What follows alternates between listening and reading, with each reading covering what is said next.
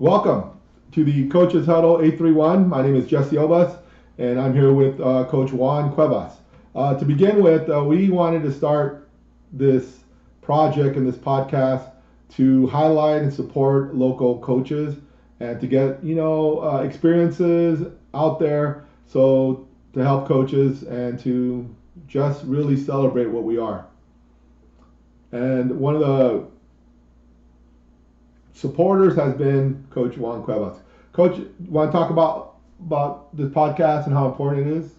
I mean, yeah, I've known Coach Cuevas for probably a little over 10 years now, a little more probably. And one of our recent conversations leading in the break, I mentioned how me as a young coach was eager to learn and hear from others more locally than as opposed to like the national stage, because you go to these clinics and all you hear about is how amazing Bosco's doing, or West Virginia's state champ. But here locally we have some really good coaches, and I think they have a lot we can share and learn from each other. So I think this is a great thing we're doing here. Absolutely, definitely. I'm really excited about it. All right, so to begin with, this episode and podcast is dedicated in the honor of Coach Anthony Cotty, who we recently lost. My coach, my brother, my compadre. We love you. Rest in peace, Coach. Rest in peace, Coach. So a little bit about Coach Cuevas. Coach Cuevas is 37 years old. He was born in San Luis Obispo, but is originally from a small town called Nipomo, where most of his dad's family resides. After his parents split up in 1996, he moved to Salinas to, what he says, put down roots. He's the middle child of 3 boys. Shout out to Coach Sway. He's a proud uncle. Shout outs to Julian, who is an avid baseball player and loves Roblox and Super Mario. Yeah. Coach Cuevas is going into his 18th year of coaching, and he likes to reflect that he's been coaching longer than any of his players have been alive. Coach, that's just a weird way of saying that you're getting kind of old. Yeah, I mean, that's one of the lines I've been hitting for years. Hey, I've been coaching longer than you've been alive. Now I can actually mean it. So. Yeah, right on. He began his coaching career at his alma mater, Alvarez High School, then Salinas High, then back at Alvarez, where we both coached together, we met, then Salinas High School.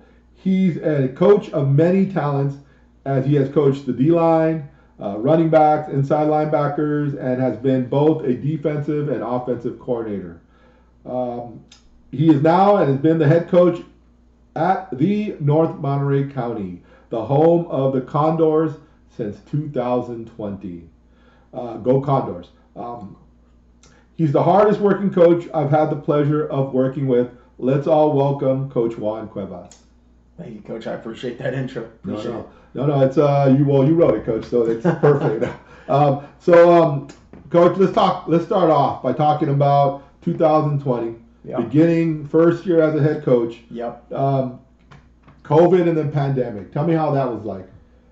Oh boy, what a time that was, right? I had wanted to be a head coach for a long time, and I was already at North County as the offensive coordinator, and the opportunity arose to where Adam approached me and asked me to apply. And I agreed. I did my interview, and I hit the ground running, if you will. I had my first coaches meeting, and energy was high. I had about 70-ish kids show up to the gym. We took a nice family photo. It was awesome. Opened up that weight room. Kids were showing up daily. Everything was feeling good. And then I was working at Castro Elementary at the time. I think it was a Thursday. I get a text from the district that says, hey, due to COVID something, no school starting tomorrow. And I was like, heck yeah. Extended spring break is what I thought. Little did I know that was just going to change, everything for me personally and for the whole world, really. And it was some difficult times. I'll say that. It was some hard times for everybody, some dark times. A lot of self-searching went on there, but we made it. We're here, and we're blessed.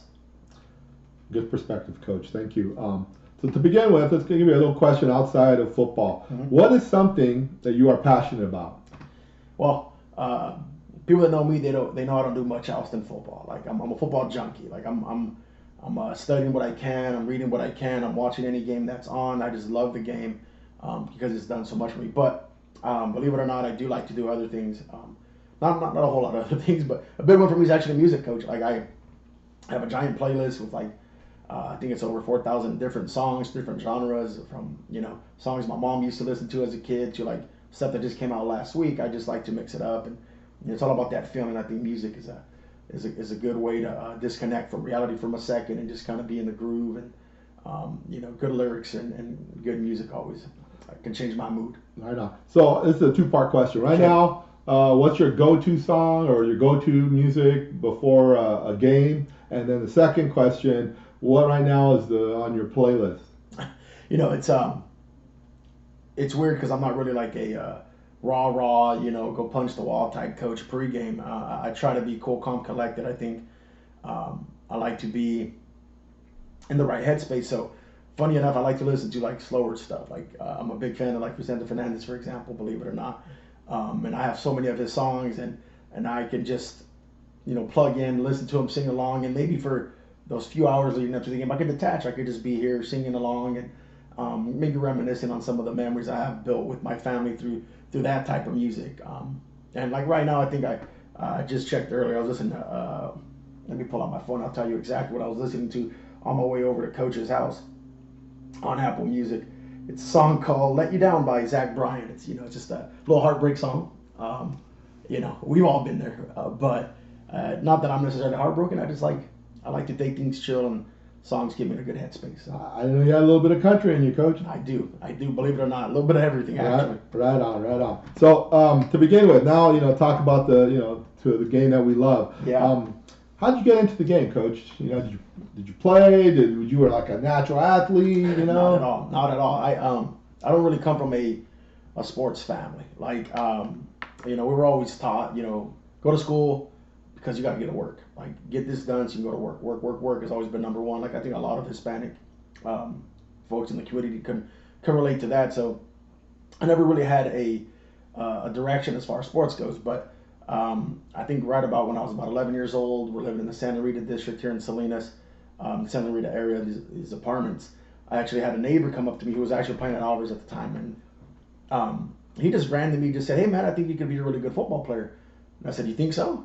I think like most young men, I was just looking for a direction, for a calling, for someone that I could say I am, and that just happened to be football. And like a lot of things, I just obsessed with it. I started. Researching football and plays and coaches and the history of the NFL, and then I found my Raider Nation family, if you will, or they found me, however we want to look at that. But I really started getting interested in football that way. I didn't get to play until I got to high school. In fact, I didn't get to play my freshman year because I missed the cutoff sign-up date. But I was at most games I could be at. I had a couple of buddies on the team that told me when this stuff started.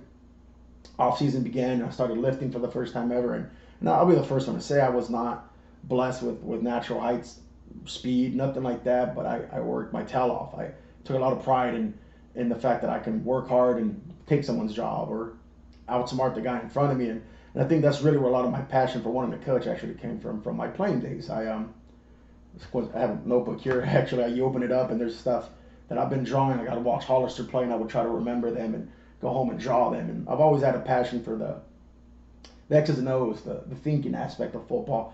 I've told people before that I think I like coaching more than I love to playing. I don't miss the sort my shoulder still hurts to this day. Shout out to Hollister 2003. I remember the exact play it hurt, but I don't miss those sore mornings. I miss the bus rides. I miss the camaraderie, my brothers, the preparing for war type of feel. So as a coach, I get a lot more of that. But yeah, that's it. When I graduated, I didn't get to play in college. I wanted to. I knew I was undersized. I knew I wasn't going to be able to hack it as a lineman at the next level.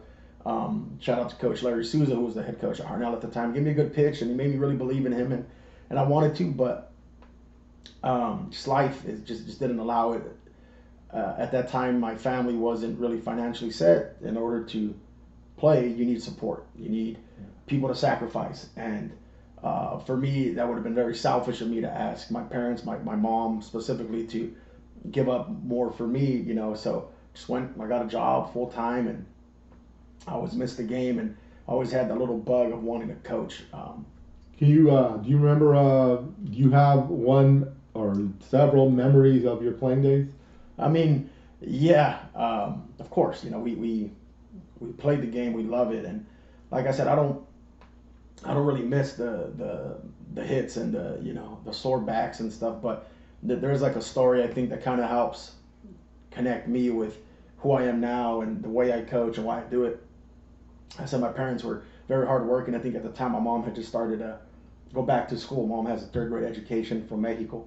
Never, married young, moved here young, and she just put her education on the back. But as we got older, she took care of herself, which is amazing. But what that meant was that we had to take care of ourselves, which is okay. So I asked her to give me a bike. I lived, from Trinidad or even like Santa Rita, and I would ride my bike to Alvarez. That's a few miles. And so I remember, I don't remember if it was my junior year, but we went up to play Live Oak up in Morgan Hill, and they were really good. They had two really good running backs. One was called Abbott, other kid I don't remember, but they were like a nice 1-2 punch, and I was so fired up. They had just won CCS the year before. I remember that. So I was so pumped. It was like week 3. I love special teams. Get the butterflies out early, And so I'm on a kick return, and I just launched myself full steam ahead to this bigger kid than me. I don't know if I hit him hard like I thought I did, but I just know I'm pretty sure I got concussed. My body went cold. I lost my momentum. All my adrenaline was gone. I finished the game. I played, but we get back on the bus. We lose bad. We get back home to Alvarez, and I pack my bag up, put it over my shoulder. I walk to the front of the school. I got my other teammates, and when I get there, I remembered, oh wait, I don't have a ride. I rode my bike here. This was before cell phone days. I couldn't call nobody, couldn't text nobody, so I just hopped on my bike with my bag, all my pads on me, sweaty, just a t-shirt, head throbbing, man. But I laugh about it now. In the moment I was pretty sad about it, but I think that kind of just helped mold me. One of the many stories that football helps change us, and that same approach, man. Like no excuses, man. I wanted to play football. I wanted to be on the field. This was what I needed to get done. So, same way I approach things now. If I want to do it, I got to get it done. So. I know. Great story, Coach. So, so you had mentioned Coach Souza. Yeah. And if our audience is not aware, Coach Larry Souza, local legend, North Monterey County High School. 3 straight CCS titles. He coached at Harnell as well, and was a very successful coach there as well. So shout outs to Coach Souza. Coach, but again, leading with Coach Souza, how important, or what were some of your mentors and influences in order to being a coach or wanting to be a coach? No, for sure. I mean, shout out Coach Souza, and that's just a crazy story in itself. But I started coaching at Alvarez. My younger brother, Sway, who coaches offensive line for me now, shout out Sway. He was a JV player, and I would be the one to pick him up and take him to practice. And I was in a weird spot in my life where I was wrapping up school, not really working too much, just a little part-timer here and there. And I always wanted to coach, and Coach Ward, Ralph Ward, shout out Coach Ralph Ward, approached me after one of their weightlifting sessions and said, "Hey man, you ever thought about coaching?" I said, "Well, hell yeah," but I never jumped in fully because I knew the time commitment, and I was in a weird spot in my life. I wasn't sure what I wanted to do, but I went ahead and took the leap of faith, and he gave me that first opportunity. I'd say he's one of the biggest mentors, whether he meant to do it or not, but I learned a lot from him about things like you don't move to play 2 until play 1 is how you want it to look. I remember one time, shout out Coach Orion was our athletic director. He had to come turn off the lights literally on us because we were out there, it was dark, and we kept running power. So definitely Coach Ralph Ward is a big mentor, super smart dude. What I loved about Coach was that how he treated one kid is how he treated every kid. As things would have it, we ended up having to hire Coach Souza about midway, a few games into our season. We needed a D coordinator because some unfortunate things had happened. And, he came out and it was exactly what Alvarez needed in that moment. He was super high energy, the king of one-liners, and, just what a blessing in disguise it was. And I was able to learn so much from him as far as things like you have 10 seconds to fix a kid. You can't stop the drill and be like, "Hey, buddy, remember your feet here? You got to create words and phrases like down the line porcupine." That's all Sousa. I still use that to this day.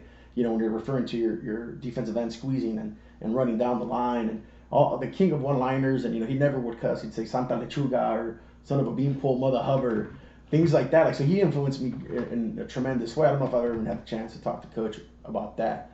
But when Ralph Ward went to Carmel, shout out Carmel, to be their D coordinator, myself and Souza ended up going over to Salinas High. I went down to the JV. He helped that defense, so I got a few more years with him and learned about the 4-2-5 through him. But beyond those two, I mean, I'm blessed now to have a good group of friends that are. Most of my buddies are in the coaching field.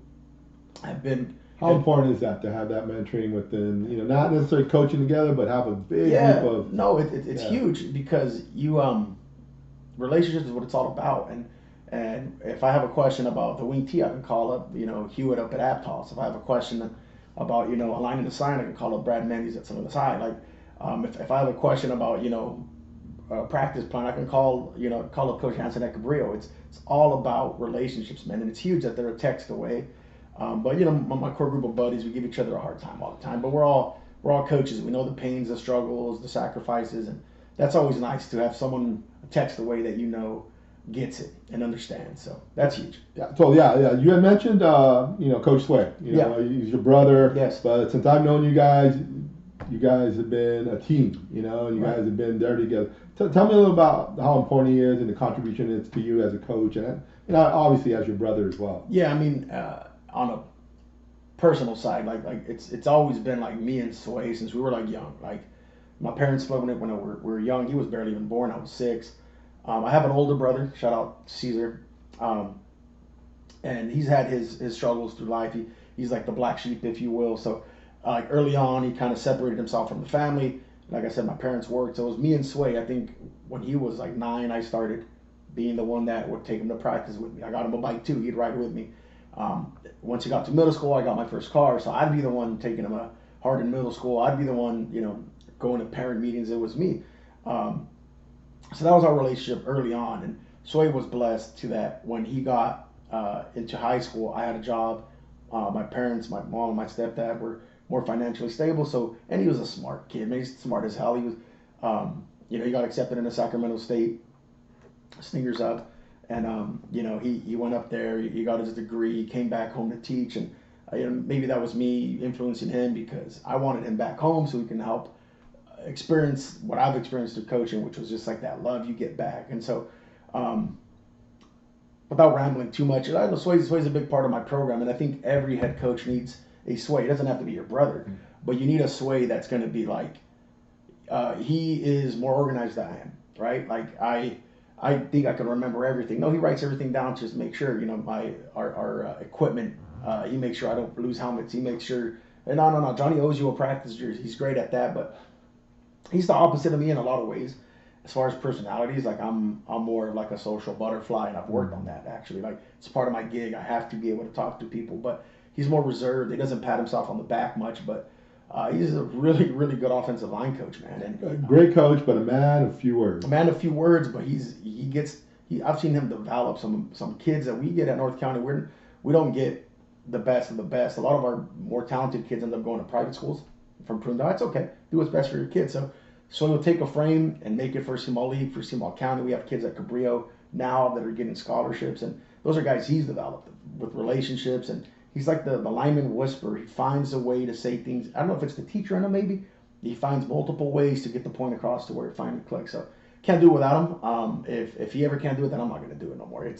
He's that important. And like I said, everyone find your coach Sway if you want to coach, man. Like you can't do it alone. Don't think you can. And it's not just Sway. I got other assistants. Like shout out to Coach Domingo who runs my weight room. We'll hopefully we could talk a little bit about him. But you need guys that you can trust. And I know we'll get down there more, but. Shout out to Sway. Yeah, absolutely. So you kind of touched on it a little bit. Yeah. But as a coach, what are your non-negotiables? Things that you need in your program, and you kind of already talked about it a little bit. Yeah. So I mean, I've changed a little bit. I remember when I was a young assistant, I'd get so mad that kids are going to open gym or things like that. But and even when I started my program, I wanted kids there every day, every morning, lifting weights, and that's very important. But I think above all, what I've learned is I think open and honest communication is important. I think especially at a place like North County, like my quarterback, the one that just graduated last year, right? He went, he was the point guard. He was also the best sprinter on the track team, right? He did his workouts on the side, so he was a busy kid. Shout out to AJ. Yeah, shout out AJ. Shout out AJ. He's a busy kid, 4.0 kid. Was in band. His brother DJ. Shout out DJ. Another 4.0 kid. They're busy kids, and so I've learned that they need to go to the lake sometimes, but I need you to tell me as soon as you know, so that I can prepare. And maybe it's a lesson I got to learn myself, that sometimes it's okay to go to the lake, but I love this thing, so I'm going to be here every day. But I think that's by far the number one non-negotiable is you need to tell me, why aren't you lifting? What are you doing? You don't get to just say you're a football player and be failing every class, not be in the weight room, not show up in the summer, not tell me what's going on.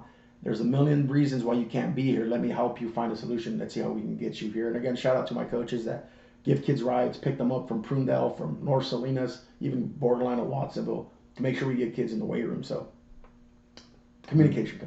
So, a lead-up question. What is required to be successful in building your program? There's a lot that we can go. People talk about, culture. That's like the big flashy word in coaching. Culture. Your culture is going to be what it's going to be. You can put your slogans on the wall. We do all in, all out. We put on our sweatshirts, all in, all out, all in, all out. But I think it's beyond that. I think for me, and this is just me reflecting and learning from some of my colleagues that I've seen, that I've watched, I think the most important thing is relationships, man. Relationships between coach to athlete, relationships with those parents too. That is by far the most important thing. What is sorry, Coach, sure. What has been some of your challenges? I mean, for us, the biggest challenge is location. We're out in the middle of the fields out in North County in Castroville, right? And the weight room part is big too, right? I need them lifting. We have 2 opportunities, morning, afternoon. I'll be there. Coach Domingo will be there. Coach Choi will be there. We show up for these kids, but the reality is 95% of our kids can't walk to school. They can't. They need a ride. They need some adult somewhere to say, I got you. We've had kids come from Hollister because their parents work in the district. They can't, we make things, I have to be, and this is part of the communication. Hey, coach, I'm stuck in fill in the blank. I have to go. I can't be there. Okay, when can you be here? And that's all I've asked is communication, weight room. But the challenge is we have kids in Prunedale, right? That's our district. We have kids North Salinas all the way to literally Watsonville's borderline. And it's hard to get here unless some adult's going to wake up early, pack up their car, make a 15, 20-minute drive just to get them here. And that's just the reality. I will say, though, shout out to my kids, man. I have amazing. I wouldn't be at North County if it was just nothing but challenges. I have amazing kids that don't make excuses, some amazing parents that show up for their kids and put them first, and that's huge. Well, do you think that also has to do with, the expectations that you've communicated to your program and to your kids? Yeah, no, I think that's spot on. I think going back to communication, it's one of the things I dreaded as a coach, as a head coach. If it was up to me, I could just focus on the kids. But you have to talk to their parents. You have to. And so I found this app called Team Reach. That's where I communicate with my parents, and I do it weekly. It's an open line. Doesn't mean I'm going to hop out of bed and answer you right away, but you can text me directly. I get the notifications. You can email me if you want me to. But I think letting them know, hey, weight room's open. Here's why. Here's why we do this. It's not just to look cool. It's to be safer. It's to get bigger, faster, stronger. It's to compete, right? And winning football games doesn't happen in August on a Friday night. It happened in January in the weight room. Were you there or not? So I think me setting those expectations, but I think my talent is that I'm able to click with kids and really tug at their heartstrings, if you will. And I had a parent at our last banquet. She came up to me, gave me a hug, and said, "What the hell have you done to my kid?" And I was like, "I'm sorry, ma'am." She's like, "I don't know. You get him to do things I can't get him to do. And he wants to be here all the time. He needs to be here all the time. He's here late. He's here early." And I'm like, thank you, coach. And man, and that's why you do it. And I don't know necessarily what I do. I just, I go out of my way to connect with every kid I can. And I think being clear on expectations helps. That when I got that relationship and I need to have that rough talk, that stern talk, it helps that I have a good relationship. And I think you touch on a great point. I had a coach once tell me that head coach is the no fun position, right? Yeah. And he kind of leads to burnout a little bit. Right. But how you've experienced that, and how you've been able to maybe flip the switch on that mindset. No, being a head coach sucks. It does. And I'm gonna make sure I'm clear in how I'm trying to say it. It's when we lose, it's all me. I'll take that, right? It has nothing to do with maybe my DB coach failed or maybe my D-line coach. It doesn't matter. It's on me, and I'll take it. I get, you better to stay off Facebook. You hear all these negative comments about why don't I just run the fly sweep or the 4-3 defense anymore? Let it go, North County. It's 2026 now. But that part is hard. But if you don't know why you're doing this, and maybe it's something we'll talk about a little more later. But my number one thing, I do it because I love kids. I think that's when you boil me down. I just want to work with kids. I want to help them mold into amazing humans, boys, girls. I love being the coach of the whole campus. I walk around and the homies are like, hey, what's up, Cuevas? And that's special to me, man. And that's why I keep coming back to it. I don't even know who this kid was. I went to get some Hawaiian barbecue the other day. Shout out to Haiku. They're really good. And as I was walking out, I was trying to hustle back across the street. I was like in my sweater, some shorts, just chilling on a Saturday. And this kid really sharply dressed. He was a young man, must have been like early 20s, hair combed nicely, smelling great. Goes, Coach, and gave me the biggest hug I've gotten all year. I know who he was. I can't remember. I've been in this so long, I can't remember. Maybe it was some of this high kid. I'm not sure. But that felt amazing. And it's just little reminders like that, man. I'm your coach for life, and that's the only way you'll stop the burnout. Because I'm going to get mad at admin. I'm going to be upset at some parent or the lack of, participation from kids. We went 1-9 this year after winning league last year. So it's hard. But at the end of the day, why do I do it? I do it because I love kids. Right on, Coach. Right on. So, here's a question. Yeah. In coaching and in the game, what's changing? You know? Yeah. Yeah, there's a lot that's changed. I think I can just look at like locally. And you look around and roster sizes are really small. I mean, we won league last year. We were blessed with a roster of about 45. So allowed our practices to be great. This year, before our injuries, because, oh boy, that was something else. We were probably at like 30. And so those 15 kids missing made everything more challenging. Like, you need to practice hard, but then I'm burning out. If I burn out my running back, I burn out my middle backer, and his backup's the other middle backer, and his backup's the starting free safety. So I'm burning out 6 positions. So that's a challenge. Participation is down, is what I'm saying. Everywhere, even the mighty Cowboys of Salinas High, they used to be in the 80s, 90s. I remember my first year coaching there in 2013. They had 106 kids come out for the jamboree. I don't know. Coach Goodbody was giving out extra jerseys, and so obviously it got down to like 80s. But even the mighty Cowboys are down to like in the 50s, and I can't tell you exactly why that is, but it is a challenge. You got to navigate things differently. You almost have to recruit your campus now, and like last year again, we won league. Shout out to Kenji Mallon, our best basketball player from a lineage of tremendous athletes at North County, but he decided to give it a go his senior year, and kid was an amazing receiver, changed our offense completely. So that's kind of where you have to be at, is you have to self-recruit, get kids off your campus, from your campus, come out and get that track star, get that baseball player, and it's been difficult. You think it's the era of the 3-sport or 4-sport athlete is rare nowadays? I mean, yes, there's a lot of kids specializing. Even my class coming up, it's an amazing group of young men. But I have I'm trying to think off the top of my head, about 6 to 10 kids that are like, I just do football. My current quarterback, shout out Junior, only football. And that's awesome. Would I like him to go do track? Hell yeah, go do track. But he wants to specialize. He does the 7-on-7, the era passing with the Ramos brothers. Shout out Alexis. He loves ball. I love football. He loves football. I got a couple guys that do track, but they're doing track to get better for football, which is what I would prefer. But I think there's also the travel ball aspect. There's so many 7-on-7s now. Football could be almost year round. Like when they're wrapping up their 7-on-7 league, I'm starting spring football. We're running right into summer. There's not really a break, but then you got travel basketball teams that they go to Tahoe when I'm trying to do this, and it's a challenge. And like I said, just communication is the biggest thing you have to have. Right on. So kind of going more into specific of your game plan or your plan. So how do you prepare for practice? Yeah. For games and overall for a season? So I mean, those are like 3 different things almost, right? So if we start with like a game, like specifically, let's say we're playing, we're playing St. Francis High School in Watsonville. Shout out Coach Austin, really good coach. I have already set. I mean, I'm a vet now as far as coaches. I still think I'm young, but I've been in it for a while, so I know how to slice up the pie of work as far as the weekend goes. Um, as a matter of fact, I don't ask my coaches to meet anymore.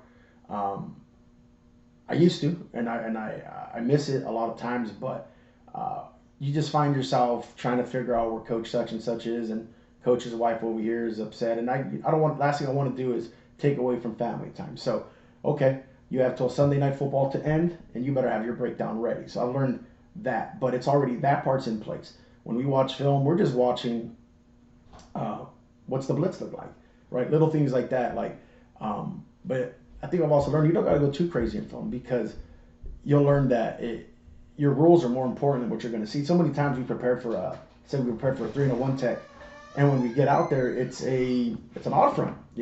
We've had different things like that happen all the time. So rules are rules are rules, and that stuff is installed spring ball through the summer. But it's film, it's breakdown. Tuesdays we do defense at North County, and I draw the run plays. Coach Mattel threw me off there.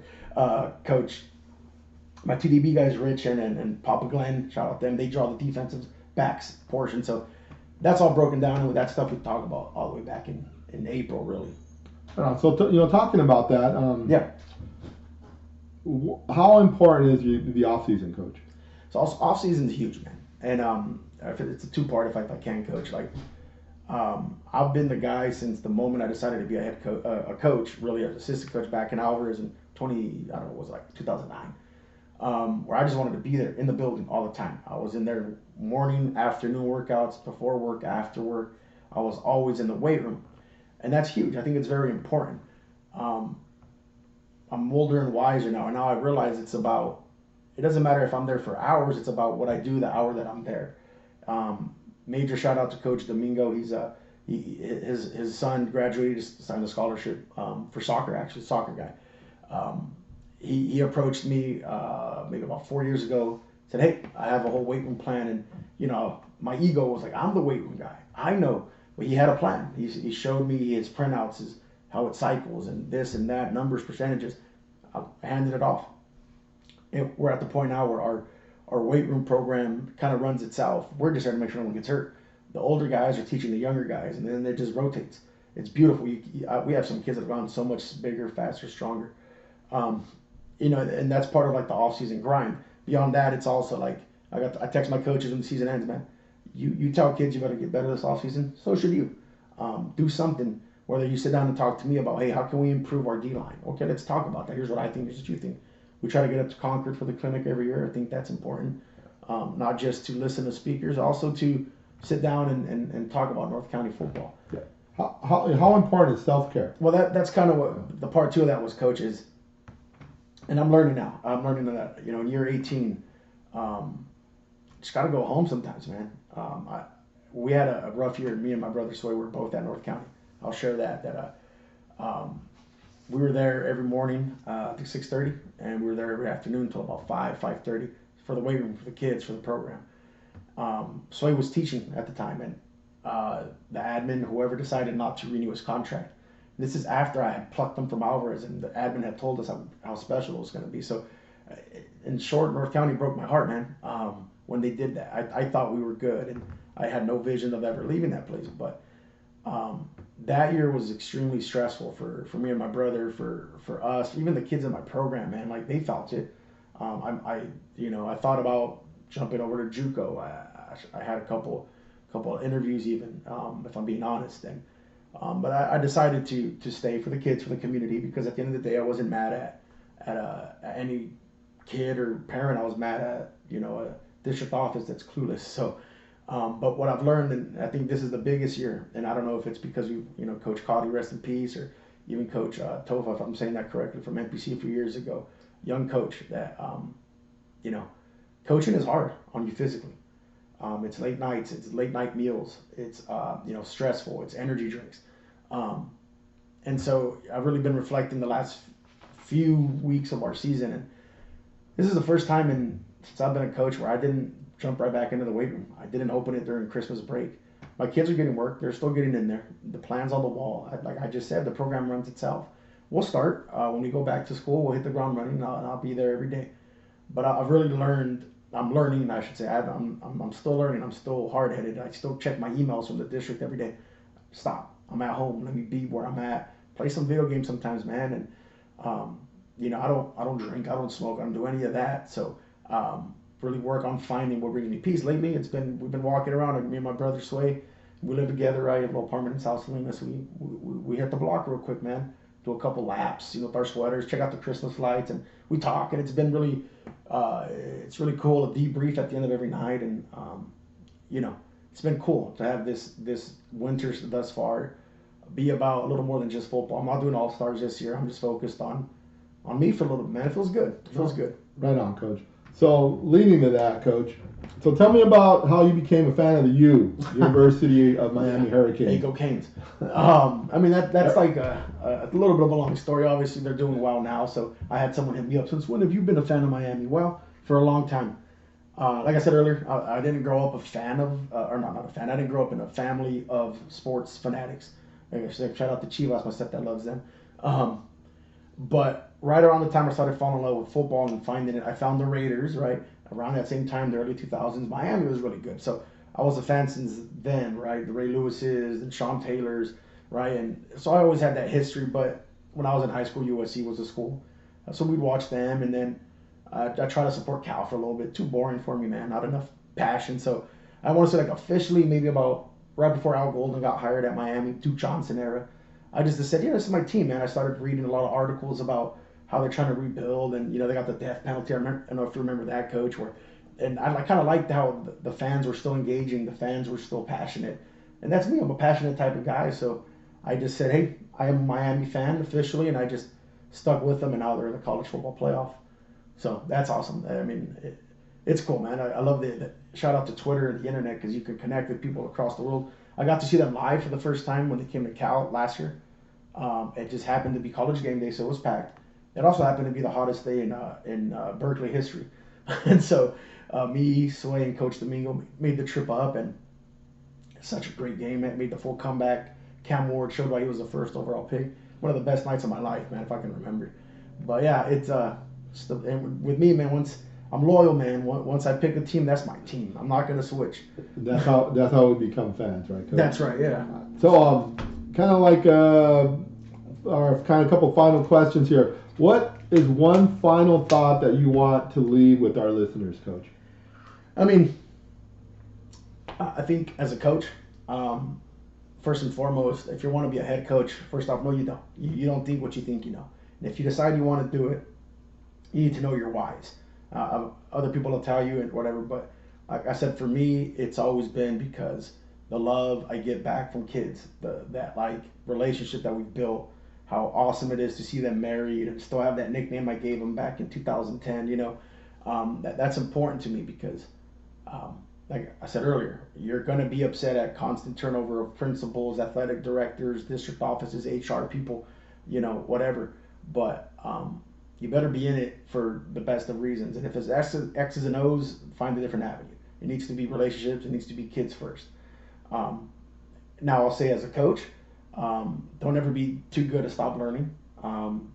There's constantly something to learn. The game's constantly changing, as they say. It may be cliche, but it's true. If you stay stuck in your ways, it's going to pass you. But also as a coach, like I have a responsibility now to teach someone now. Someone taught me, right? Shout out Larry Souza, shout out Coach Ward. They taught me a lot, and a lot of it was me being willing to learn too. That's the big part. You young coaches out there that want to jump into this, make sure you're doing it for the right reasons, man. And you don't know it all. You don't, and it's okay to be wrong. You don't have to be the smartest dude in the room. I'll never tell you that I know everything, but I'll tell you I'm going to find the answer if I don't know. So yeah, know why you do it, learn, and then teach. You got to be the teacher as well. Great advice, Coach. Not only for young coaches, but in general. So, famous last quote, Coach. Famous last quote. For a famous quote that you go by, that's your go-to. It's the one I have on my Instagram. Don't follow me. It's private. It's locked. But it says, "When I is replaced with we, even illness becomes wellness." And that's one I heard as a young man, and as I get older, it kind of changes. Can I ask where you heard that? Malcolm X. Nice. Malcolm X. Nice. That's where I said, and I'm not super into like the conspiracies or politics or nothing like that. It just a good leader of men, and I looked into it a little bit, and I think that's one heck of a quote. I think that's kind of relates to coaching in the sense that it's community based, right?